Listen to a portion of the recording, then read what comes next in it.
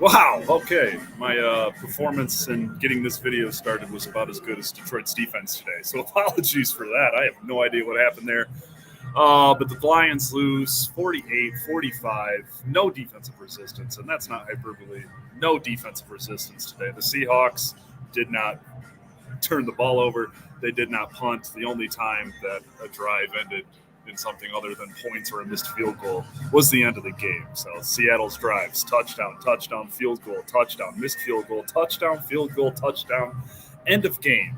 It doesn't get much better than that. And let's just, for anybody watching at home, following box scores online or anything like that, let's just remember that this Seahawks team is going through a world of changes this year. They traded Russell Wilson to the Denver Broncos, and that's going terribly in Denver too. But Geno Smith, a career backup quarterback, and the Lions made him look like.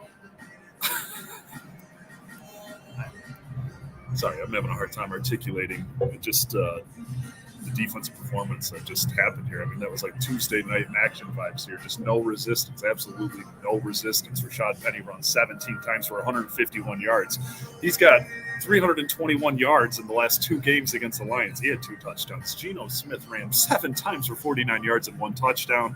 So it's like, that's the story of the game. Even when the Lions are strong in coverage, they're so far in a cushion. The linebackers are in no man's land that Smith had time to run for a 17-yard gain. He had time to run for an easy touchdown on a goal-to-go situation. He finishes 23 of 30. That's 76.7% of his passes completed for 320 yards. It's the first time of his lengthy career that he's thrown for more than 300 yards in back-to-back weeks. 2 touchdowns, no interceptions for him. DK Metcalf, bathroom break be damned. The dude had 7 catches, 149 yards. Tyler Lockett had the costly fumble that kind of gave the Lions life in the first half here. 6 catches, 91 yards, but just – that's the thing here. That's why it's kind of. I see. I got a lot of comments. Don't worry. I'll cut myself off at the 4-minute mark and see what y'all are saying. But it was a miracle. This game was as close as it was. Not in the second half, but in the first half. Like Seattle had a real opportunity to be up like 34-3, 31-7 at the break, and it was 24-15 at halftime. Lions get the ball coming out of the break. A pick 6 puts them in a big hole, but you got to give it up. Seriously, I know that pick 6 was brutal, but the offense just kept taking hits, kept punching back, keeping them in the game. And it's just, I just didn't expect to be sitting here talking so well about the offense today and talking so dreadfully, nightmarishly bad about the defense. Say what you will about Jared Goff, 26-39, 378 yards, 4 touchdowns with that one very costly pick. But he didn't have St. Brown, he didn't have Chark. He lost Quintez Cephas pretty early in this one. My God. Like I said, Tuesday night action vibes. It's like Akron and Miami, Ohio, just trading blows, playing no defense on both sides of the field. Just kind of kept expecting the Seahawks to run away with this one, but just kind of kept refusing gifts from the Lions back and forth. All right, we're up to 31 comments. I'm officially shutting up. What we got here? No punts in games only happened in 17 games in NFL history. I have not double-checked that one, but that sounds pretty accurate. Yeah, no punts. No punts. Sorry, going through comments here. What's to talk about? That's a good point. I guess I'll just talk about the defense for another minute. Obviously, Aaron Glenn under fire on Twitter and all that. Obviously not his best showing. The defense was pretty much healthy for this game. They weren't down the firepower that the offense was. So it's just something's got. I love this part of the video where everybody's walking by me, just shaking their heads in confusion, just like I'm trying to put together sentences here. But the defensive game plan was a disaster. Even when they get pressure on the quarterback, they get a hit on the quarterback. The one that's really standing out to me is early in the fourth quarter when Hutchinson has a nice pressure. He gets contact on Smith, but Lockett's all alone in the middle of the field. He's got a 15-yard cushion. It's just I don't know. They couldn't cover any. They couldn't get pressure when they rush 4, and they can't cover anybody when they rush 7. My gosh. I think the Seahawks had 47 points on the season coming into this game. They got 48 points today. They dropped 51 points on the Lions in week 16 or 17 last year. No Russ. Didn't matter. Geno Smith let Geno cook. He cooked this defense today. There's nothing good to say about Detroit's defense today. I thought Malcolm Rodriguez had a couple of nice plays. Obviously, there were a couple of nice pressures, but the Seahawks were not reinventing the wheel on offense here. And the Lions defense just, I don't know.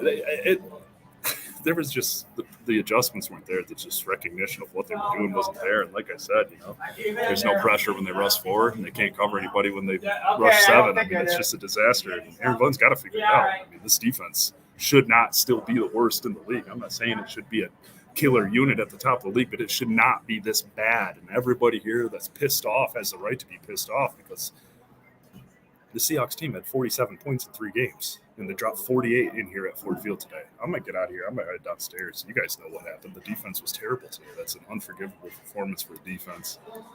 The Seahawks were 9 of 12 on 3rd down.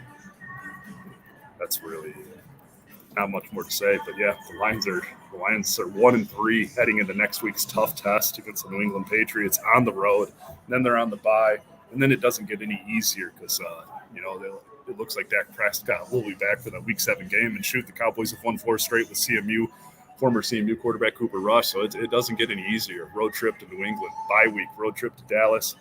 They need to steal one of those. So this is going to be looking ugly fast. And I know that schedule picks up in the home stretch. It gets a little easier on paper, but like 4 games in the season, that clock's officially ticking, because if it keeps going like this, I'm going to be once again writing about draft previews by the end of October, and I really don't want to be doing that. But my goodness, that defense needs to figure itself out, because there's nothing good to say about the defense today. Charles Harris had a nice tip pass late in the game. I think that might have been the only positive play that really made me react that way. I'm out of here. Lions lose 48-45. They're an ugly 1-3 on the season. The Seahawks are up to 2-2.